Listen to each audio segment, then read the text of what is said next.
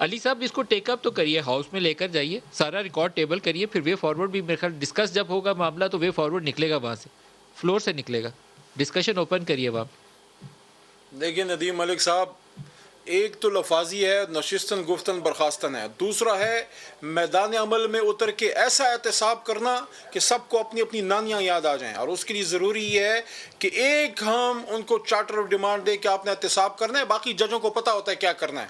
یہ جو public account committee کی بات آپ لوگ کر رہے ہیں، پبلک اکاؤنٹ کمیٹی کا بڑا ایک حد تک اس کا اختیار ہے، وہ کوئی جوڈیشل فورم نہیں ہے، نہ ایویڈنس ٹیکنگ کا ادھر کوئی مضبوط نظام ہے، نہ آپ کو اس طرح کی سزائیں دے سکتے ہیں، نہ کسی کو پھانسی دے سکتے ہیں، نہ کسی کو عمر قید دے سکتے ہیں، نہ کسی کو جائیدادیں ضبط کرا سکتے ہیں. یہ کام عدالتوں کے ہوتے ہیں.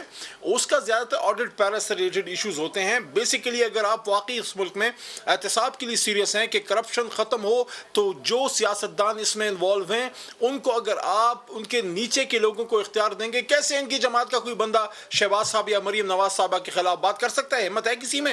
یا کوئی جو ہے اومنی گروپ کا احتساب ہوگا نا، پھر سوئز اکاؤنٹ کھولیں گے، ہے کوئی پیپل پارٹی میں جو کہہ سکتا ہے کہ سوئز اکاؤنٹ کھولو یا اومنی گروپ کھولو، یا ہماری جماعت کو بھی اس میں شامل کر لیں. تو let it be a neutral forum, let it be chief justice of Pakistan retired, let it be a judicial forum and let it be there an accountability, ایسی اکاؤنٹیبلٹی جو کہ بے لاگ ہو، جو کہ بے رحم ہو، جو کہ بے رحم ہو اور جو اپنا پرایہ نہ دیکھے، پاکستان کی حکومت کو دیے تھے وہ کہاں گئے ہیں؟ جو سب کا احاطہ کرے، جو سب کو گھیرے.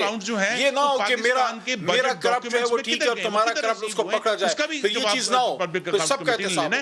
پبلک اکاؤنٹس کمیٹی کے پاس بہت زیادہ کام ہے کرنے والا. یہ رنگ روڈ بھی اور سب دیکھیں میری بات سنیں، پبلک اکاؤنٹ کمیٹی اس ملک میں 40-50 سال سے کام کر رہی ہے، کر دیا کرپشن ختم، کر دیا احتساب پاپڑ والے کا، کر دیا سوئس بینک کا احتساب، کر لیا اس نے عمری گروپ کا احتساب، لے آئے پاکستان سے باہر اربوں روپے. کون سی پبلک اکاؤنٹ کمیٹی نے کون سے اپنے لیڈر کے خلاف کبھی بات کی ہے؟ اور یار آپ اس قوم کو اور چونا نہ لگائیں، اس کو ٹرک کی بتی کے پیچھے نہ لگائیں. اگر احتساب چاہتے ہیں اور ہم لوگ کرپٹ نہیں ہیں، اگر ہم چار بیٹھے ہم کرپٹ نہیں ہیں، ہمیں اس فورم کا انتخاب کرنا چاہیے جو ہم میں سے نہ ہو، جو ہم میں سے نہ ہو، جو باہر سے ہو. احتساب کرے اور ٹانگے پھر سزائیں دے اور پھر جائیدادیں ضبط کرے. اگر اس کے لیے تیار ہیں تو ٹھیک ہے، نہیں ہے تو پھر آئیں گپ شپ کرتے ہیں، چائے پیتے ہیں. آپ ہم پہ الزام لگائیں، آپ پہ الزام لگائیں گے، پروگرام چلے گا، ریٹنگ بڑھے گی، ٹائم جو ہے وہ کھوٹی ہوگا، عوام جو ہے ٹرک کی بتی کے پیچھے بھاگے گی. والا سے پیسے آپ نے وصول کروائے ہیں.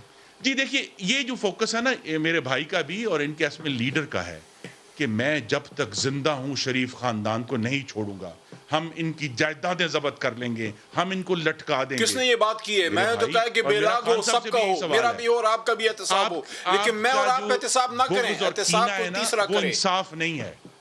انصاف وہاں سے ہونا ہے جہاں عدالت نے کرنا ہے. اب آپ کو عدالت کے اوپر ہزار ایشوز ہیں، آپ کہتے ہیں دیکھیں جی عدالت نے شہباز شریف کو بیل کیسے دے دی، عدالت آگے نا عدالت کیسے دے دی. اب عدالت اچھی لگ رہی ہے نا تو کریں اس پہ احتساب، خود کریں اس پہ اعتماد بزا کر لیتے، لیکن آپ اس قابل نہیں ہیں. دے کسی جوڈیشل کمیشن کو ایک مضبوط چارٹر آف ڈیمانڈ دیں. دیکھیں نا میں بڑی